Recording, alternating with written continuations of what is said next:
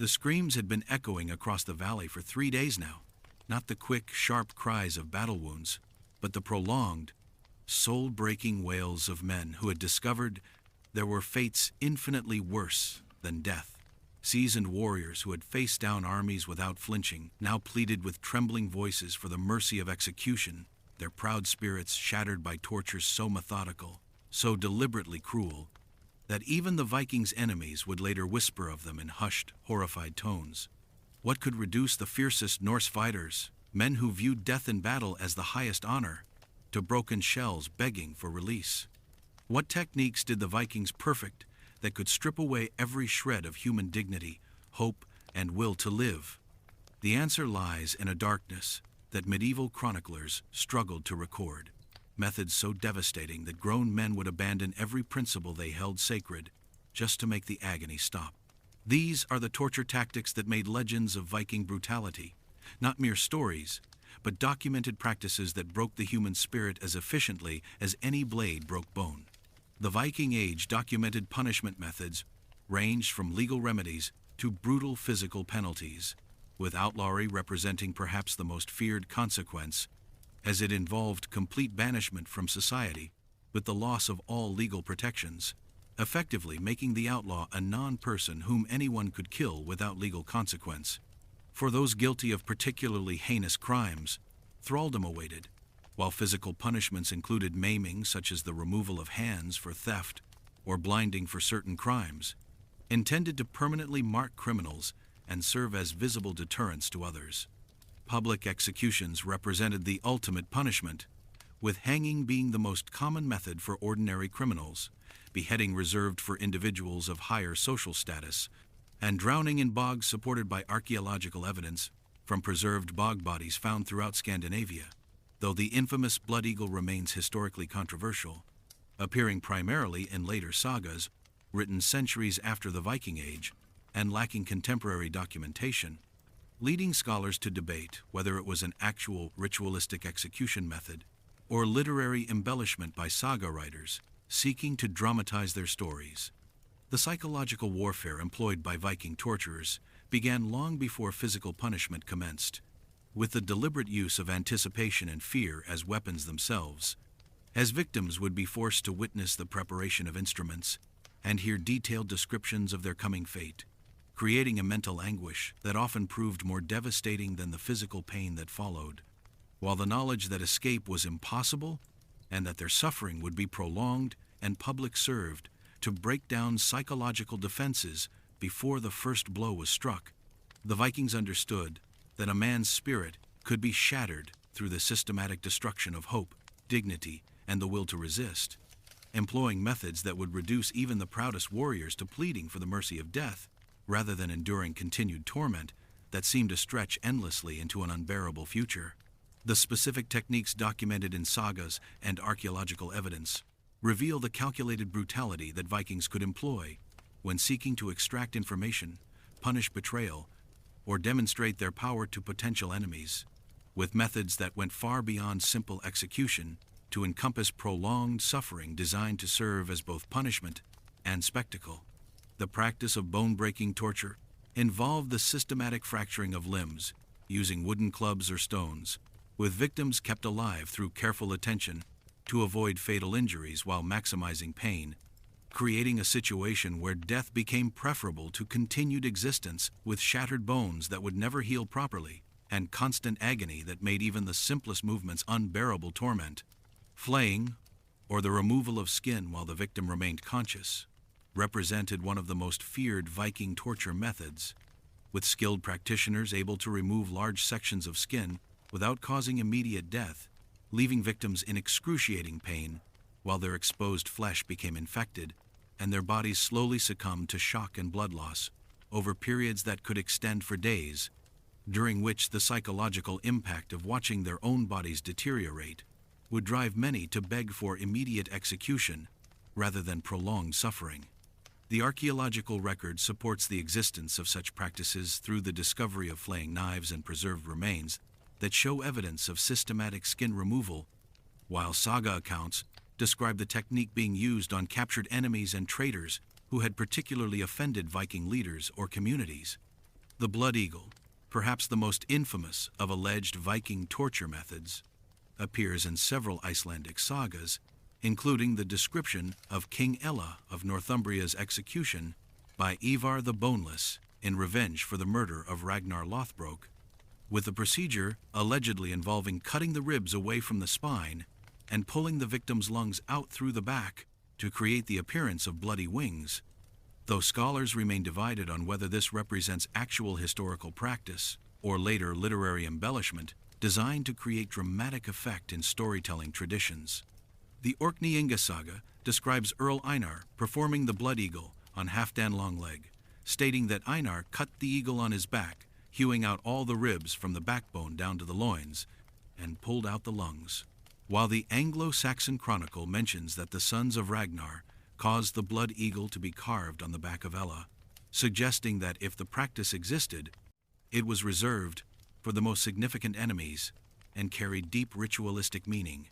The psychological impact of the blood eagle, whether real or legendary, served Viking purposes through the terror it inspired in enemies who feared suffering such a fate,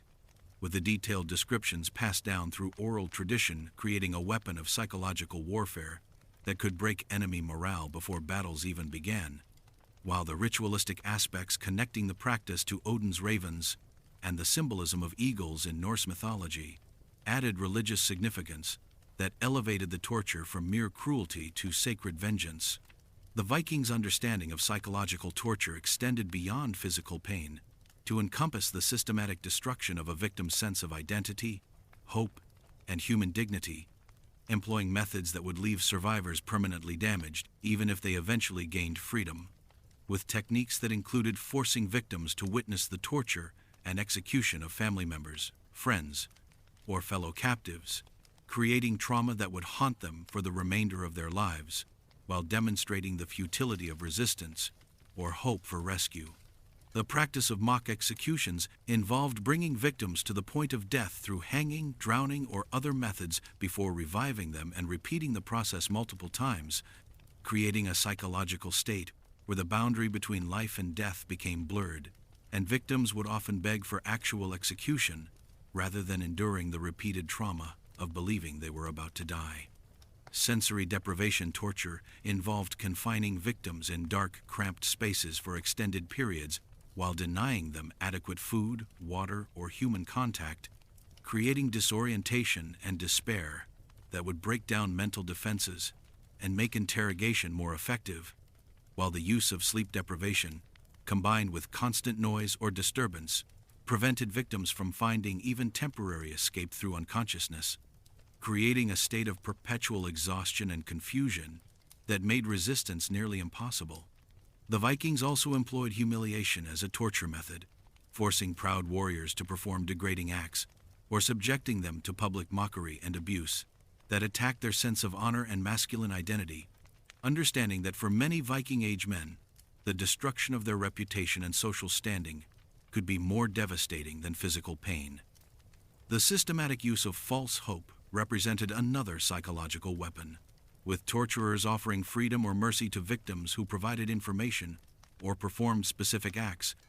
only to withdraw these promises and continue the torture, creating a cycle of hope and despair that would eventually break even the strongest wills.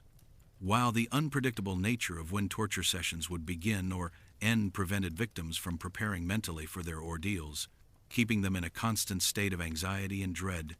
that wore down their psychological defenses over time. The combination of physical pain with these psychological techniques created a comprehensive assault on human resilience that few could withstand indefinitely, explaining how Viking torture methods could indeed reduce grown men to begging for death as preferable to continued suffering. The Heimskringla saga provides a detailed account of the torture and execution of Sigurd the Mighty's enemies, describing how captives were subjected to prolonged beatings with clubs embedded with iron spikes, with the victims kept alive for days while their wounds festered and their strength gradually failed, until even the most defiant warriors began pleading for quick death rather than continued agony,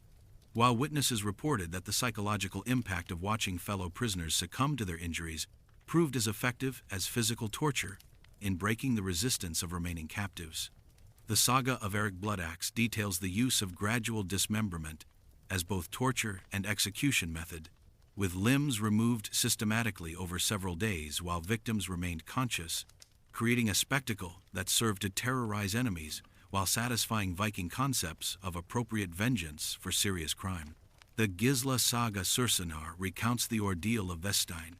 who was captured by his enemies and subjected to the wolf treatment, involving stakes driven through his limbs to immobilize him, while wolves were allowed to feed on his extremities while he remained alive, creating a prolonged death that could last for days, depending on the wolf's hunger and the victim's constitution, with the saga noting that Vestein's cries for mercy could be heard throughout the valley, and that even his enemies expressed amazement at the effectiveness of the torture in breaking what had been considered an unbreakable spirit. The Orkney Inga saga describes the fate of Earl Sigurd's prisoners after the Battle of Clontarf, including detailed accounts of how captives were buried up to their necks and left for ravens to peck out their eyes and tongues, creating a slow death by exposure and bird attack that could extend for several days while the victims remained conscious and aware of their deteriorating condition. The Laxdala saga provides documentation of the practice known as wolf hanging, where victims were suspended from trees by hooks inserted through their ribs, allowing them to hang alive while predators and scavengers gradually consumed their lower extremities, creating a death that combined the agony of impalement with the horror of being eaten alive, while the elevation ensured that the victim's suffering remained visible to travelers and served as a warning to potential enemies about the consequences of crossing Viking authorities. The psychological profiles of torture survivors, documented in various sources, reveal the devastating long-term effects of Viking torture methods on those who endured them, with many exhibiting what modern psychology would recognize as severe post-traumatic stress disorder, including persistent nightmares, uncontrollable trembling, and complete personality changes that transformed formerly brave warriors into broken individuals who could never again function normally in society, while others developed what chroniclers described as mind sickness that left them unable to distinguish between reality and their traumatic memories.